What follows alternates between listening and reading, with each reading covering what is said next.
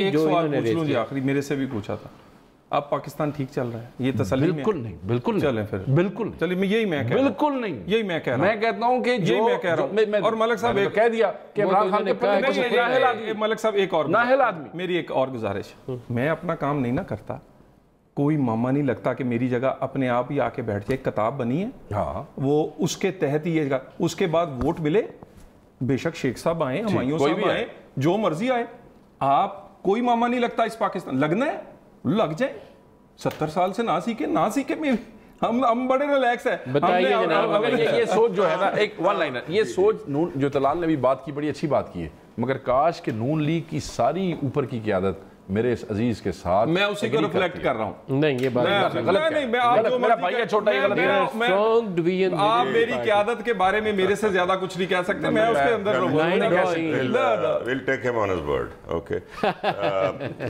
ندیم، 2-3 میں چیزیں آج کیونکہ ذرا انٹلیکچل قسم کی گفتگو ہو رہی ہے، ویسے آج ہونے کی مہنگائی پہ چاہیے تھی، لوگ مر رہے ہیں، دیکھیں اسی وجہ سے یہ اتنا پیور سسٹم ہمارا نہیں ہے، وہ کتاب بھی جو ہے نا جی، اس میں بھی لوپ ہول صرف جن اداروں کی طرف یہ اشارہ کرے وہ نہیں نکالتے، اس میں لوپ ہول سیاستدان بھی اور سیاسی پارٹیاں بھی بہت نکالتی ہیں، تو یہ سسٹم اگر ان اداروں کو باہر رکھ کے بھی چلایا جائے تو اتنا فیئر نہیں ہوگا یہ، اور میں 6 الیکشن دے چکا ہوں، مجھے پتا ہے یہ سسٹم کیسے چلتا ہے، بالکل یہ ہم سارے جانتے ہیں۔ دوسرا جی، عمران خان کو میں تھوڑی سی ایسٹ پاکستان کی بھی بات کروں گا آخر میں، تھوڑا سا مجھے ہسٹری کا شوق ہے۔ عمران خان سے وہ اس میں وہ ہمت کبھی نہیں ہارتا، اس کے دشمن بھی اس وقت عمران خان کو کرپٹ نہیں کہیں گے، but he is not delivering, نہ اور وہ دلیر آدمی ہے عمران خان۔ آپ دیکھیں گے کہ جیسے یہ مہینے گزریں گے اور یہ سال گزریں گے، آپ دیکھیں کہ یہ کس طرح بہتری کی طرف اپنے اس دور کو عمران خان لے جائے گا۔ آج آپ اس پروگرام میں میرے یہ الفاظ یاد رکھیے، اوکے ہمایوں صاحب، آپ کی حکومت کے لیے سب سے بڑا چیلنج پاکستان تحریک انصاف کی کارکردگی، آپ کے لیے چیلنج یہ اپوزیشن پارٹیز نہیں ہے، آپ کی پور پرفارمنس ہے ابھی تک کی پاکستان تحریک انصاف، ندیم، پاکستان تحریک انصاف عمران کی سربراہی میں وہ کھلا ڈولا آدمی ہے، صوفی ٹائپ آدمی ہے، آپ دیکھیں گے کہ وہ کیسے اس کو لے کے آگے بڑھتا ہے۔ میں تھوڑی سی سر صوفی ٹائپ کے پیچھے آپ اپنی اقتصادی جو ناکامی ہے اس کو چھپا نہیں سکتے۔ 10 مہینے میں آپ ہمارا ہمیں تمغہ نہیں دے سکتے یا تمغہ نہیں چھین سکتے 10 مہینے میں، ہمیں کچھ ٹائم دیجئے، ناکامی کا ہمیں کچھ ٹائم دیجئے۔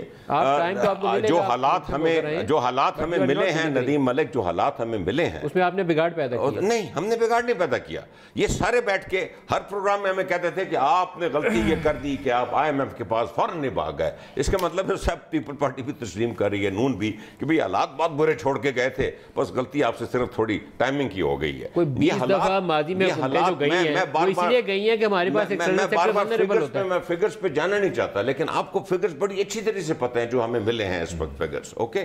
But I strongly believe you fail to perform on economic issues. 6.6 آپ ڈیلیور نہیں کر سکتے۔ ندیم ملک, you cannot judge us in 10 months. We have a 5-year mandate. We will be judged after 5 years. یہ خوف آتا ہے کہ 5 سال کے آپ 10 مہینے بعد 2008 میں اگر پیپل پارٹی کو جج کرتے تو حالات آپ کے سامنے تھے, یا اگر آپ نون کو بھی جج کرتے 2013 میں حالات آپ کے سامنے تھے. اوکے, یہ ابھی آپ ہمیں نہیں جج کر سکتے, ہمیں تھوڑا موقع ویری ڈیفینیٹلی اور چاہیے ہوگا. ایک جلدی سے میں بات کروں, ہم بہت ہی جلدی ایسٹ پاکستان کا پورا جو ڈیبیکل جس نے اس ملک کا بڑا دل توڑا, ہم ڈال دیتے ہیں جی لوگوں اداروں اس میں. ایسٹ پاکستان جس طرح سے پاکستان آزاد ہوا تھا نا جی, ایسٹ پاکستان اور ویسٹ پاکستان کے مسئلے شروع ہو چکے تھے. جو اس وقت کی بیوروکریسی تھی وہ ایکسیپٹ نہیں کرتی تھی ایسٹ پاکستان کو.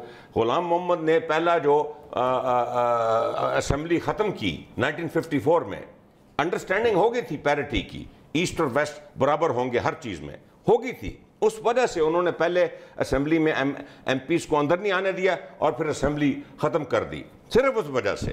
یہ بڑے پرانے مسائل تھے جو ایسٹ پاکستان کے برو کر رہے تھے, اور اس میں زیادہ قصور کسی ایک ادارے کسی ایک شخص کا نہیں تھا, وہ پورے ویسٹ پاکستان کی ایک ہماری سوچ تھی جس کی وجہ سے ایسٹ پاکستان کولیکٹیو فیلئر جو ہے اسے قبول کرنا چاہیے, لیکن اس سے اصلاح کی راہ نکلنی چاہیے.